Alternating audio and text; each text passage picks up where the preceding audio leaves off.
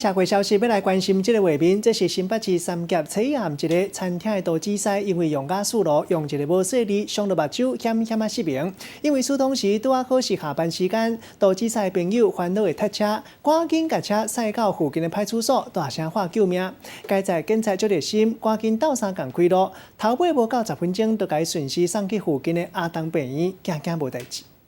一台乌车直接驶到派出所的门口，警察随过去甲因关心，原来是有一个杜子师上班的时阵，目睭无细字受伤，找警察斗相共。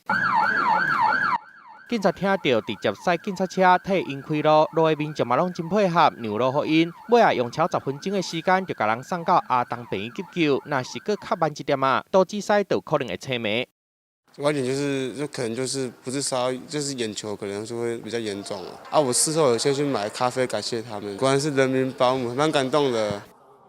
好心的警察斗相共开路的代志，就发生在新北市的三峡。初暗时，屈臣氏伫餐厅上班的时阵，因为假事复杂，目睭受伤，伊的朋友赶紧陪去病院。不过三峡的病院拢无眼科，爱送去较远的阿东病院才有。加上迄当阵是下班时间，烦恼塞车会耽误着。屈臣氏的朋友就随去附近的派出所找警察，尾啊警察斗相共开路，互本来爱驶半点钟的路，敢若用10分钟就驶到位。 当时我们也是考量到，如果再叫119的话，可能会对他们的眼部可能会有失明的情形，所以我们就是以警车开到鸣笛的方式，让他们跟随在后方。检查确认无啥要紧，屈臣氏治疗了后，就为病院回去。尾啊，因嘛搁一摆去派出所对警察表示伊的感谢。记者综合报道。